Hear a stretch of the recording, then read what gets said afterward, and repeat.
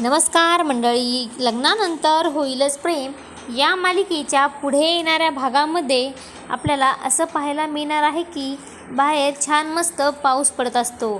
तेव्हा काव्या पार्थला म्हणत असते की मातीचा किती छान सुगंध सुटला आहे पार्थ.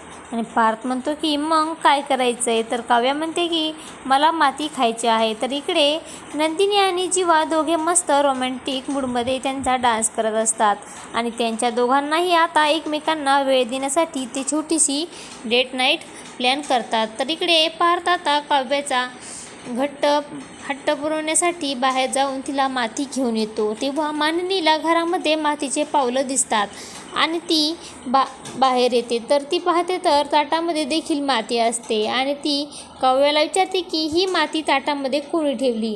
तेव्हा काव्या तर आता डायरेक्ट पार्थकडे बोट करते आणि असं काही आपल्याला आता या भागामध्ये पाहायला मिळणार आहे. अशाच मालिकेचे नवनवीन अपडेट पाहण्यासाठी आपल्या चॅनलला लाईक करा, शेअर करा आणि सबस्क्राईब करायला विसरू नका. धन्यवाद.